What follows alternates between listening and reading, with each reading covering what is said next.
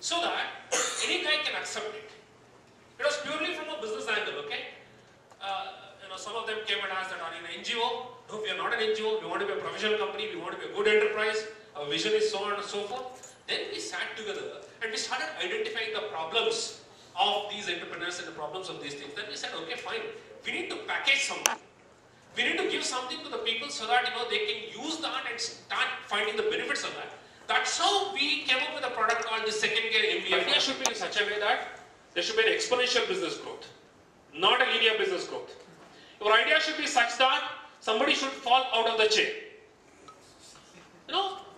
It's good. I'm not telling. If you look at the positive part of the point, what VC told us, it's absolutely right. Whether my idea is unique, whether there's an exponential growth for that. These two things really made me to think again and again and again. That is the point I'm trying to tell you, is that you have to create the ideas in such a way that it is exponential and it is unique.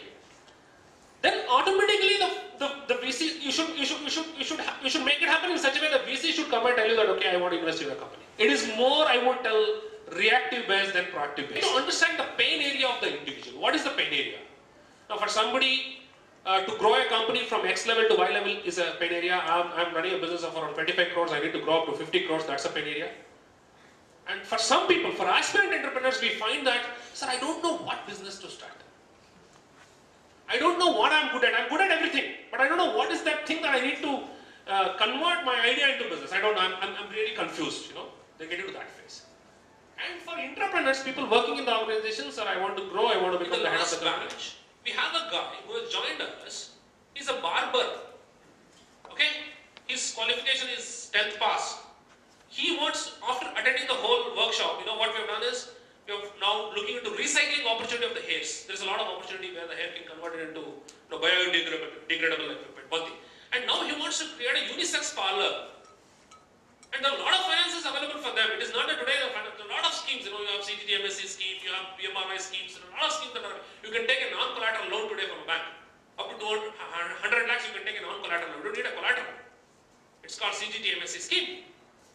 Okay, that guy, the way he has done the presentation, the way he's doing the whole thing is amazing.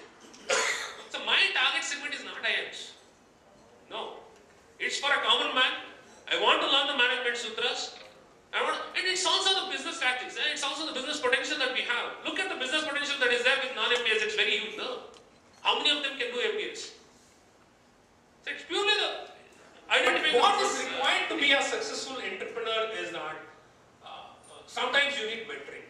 Okay? A systematic mentoring. Systematic mentoring which is more practical. It is not a theoretical mentoring, it's a systematic mentoring. So I'm just sharing one of the examples.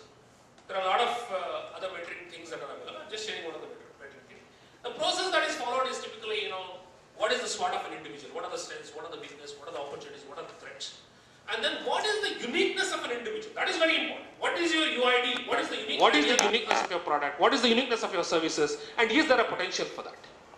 Somebody should feel that, okay, this is a great idea and then let me fall. He should feel, he should feel like, falling from his chair and then feel that, okay, this is a fantastic idea. Then the probability of success is very high.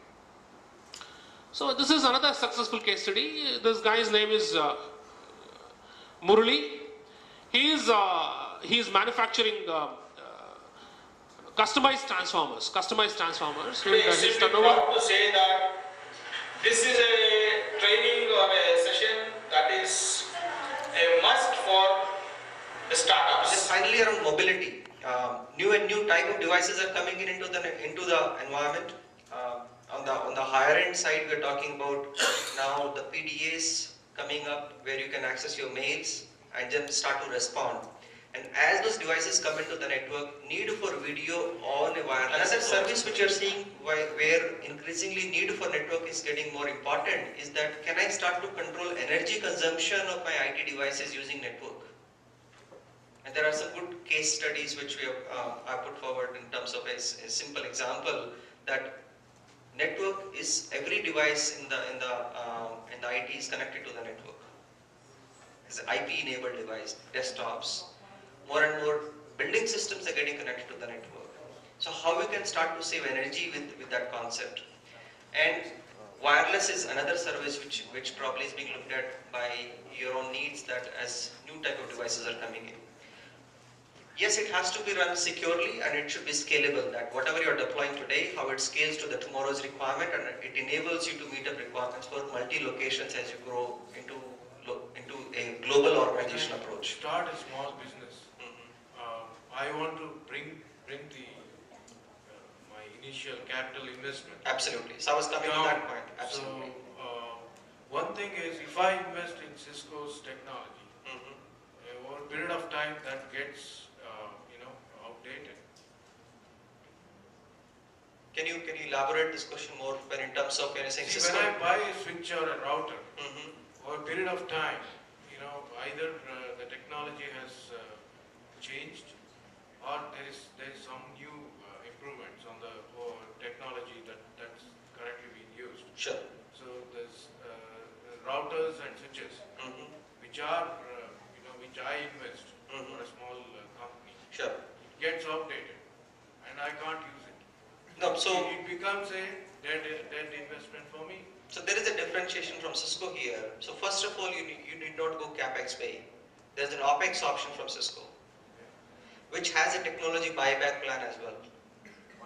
Buyback plan, which means that you can take that OpEx for 3 years, and after 3 years, Cisco will take the technology back and give you a different technology, and will whatever the book value you have, estimates of that type can be made.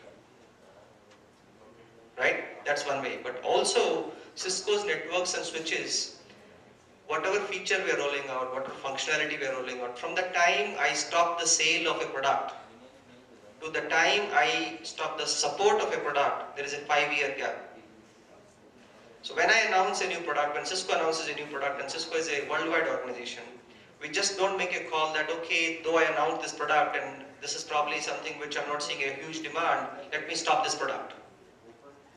Any product we sell today, from the time we say that it's end of sale to end of support, there is a 5-year gap. So whatever product you have bought from Cisco, be assured that you will have support minimum for 5 years. There are products from Cisco which are available and supported for more than 10 different years business approaches, and they have they are from different sectors. So one is a real estate company, other is an IT company, other is a retail group. All of them, startups. But a common thing which I have seen there is that initially probably the people are just worried about, about their business, about their core business, and not about IT. Yes. So if I have to, just see that how I can grow into my business with my business, IT is okay, and enabler it's there to support my business, because to send an email I require a laptop, I require maybe Outlook, or I require an internet service. But that's the basic thing. And in today's times when cloud is there, if I am connected to cloud, I am only bothered about the internet connectivity and nothing else, and which probably a second layer switch with minimum management facilities also can provide me, and which I will go for, because just taking an example that a 10,000 switch will work for me best. A gigabit switch is a 10,000 layer 2 switch. While if I go to Cisco, there is nothing less than 40,000, for example. I'll comment on that as well. Go ahead. I'll comment on that as well. I'm just taking an example. It's not comparing like that. Sure, absolutely. And there is no comparison when it comes to Cisco. Okay, it's the best, but am I prepared to go for it? Sure. Can I answer that? A cost center versus a business driver. The proposition has changed significantly. One of the example with Mr. G.K. Pramod had mentioned earlier, that creating a demand in the market is the biggest challenge for all of us. All of us have good ideas, Success of that idea depends on the demand in the market or the acceptance of that demand in the market. What is the best tool available for creating a demand in the market?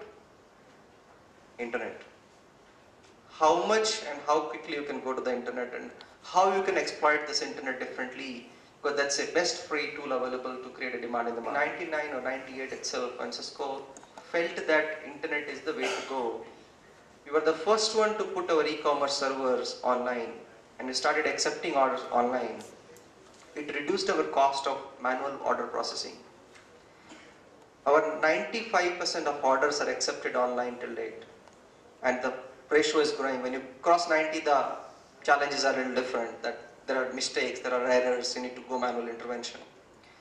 But IT, my message is here again, if business looks at IT as a differentiator, then your approach to IT has to be very different, because that is what which can bring scale, that is what which can bring efficiency, that is what which can bring productivity. Otherwise, you're struggling with your traditional issues, which historically people have tried to solve using standard theories. The scale, the efficiency, and the productivity can be brought using IT adoption. Cisco's portfolio is vast now. There are more than 10,000 products to meet a small SME requirement or a residential requirement to a large service provider requirement. Today, credit flow to SME is really very poor comparing to other countries, other developing countries. Looking to that point, Government of India has come out with an innovative scheme. Up to 1 crore without collateral security under CGTMSE scheme, you can avail a loan for the top 5 things that entrepreneurs require. So the first thing they say, you need to think big, right? Think big. And they say think outside the box. So Fred here says, at this moment, thinking outside the box. And next he says, okay, I don't own the copyright to this image, so that's why I've left it that way, right? So the next thing he says is you need opportunity. And being in India today is like being a kid in a candy store, right? You don't know where to put your money, you don't know what to eat, you don't know what to do. There's so much of opportunities today. And so opportunity quite clearly exists. And then you say you need an attitude. So how would you look at this? Would you say it's half full, or would you say it's half empty? And they have done a thorough research on small and medium enterprise. So I just want to share with you a kind of, they have devised a very good metrics that how you can analyze your entrepreneurial market orientation, customer orientation, innovation orientation, and entrepreneurial orientation. So they are the 4 scales that they have devised, and you can analyze your orientation spirit with you are taking, which is obviously, if it is calculated, risk, focus on R&D, experiment for the future, based on your future objective. Probably in initial period you cannot do anything because of a lot of constraints of resources, money, manpower and all that. So how much you are investing on your R&D work for keeping in mind or keeping track of the future movements of the market. So are you keeping track of the future movement of market, and then investing some amount of money at least on R&D work, so that you can be you can compete on a sustainable basis with anybody in the comment market. From Bill Gates. Take our 20 best people away, and I can tell you that Microsoft would become an unimportant company. He's indicating about the talent pool, actually. If you go and even look at your own organization, if you wanted to go back and see that how many people actually drive the organization, if you look at it, then you'll find that 20% generally, I'm just saying, 20% of the people who drives the organization, and 80% are just implemented status quo.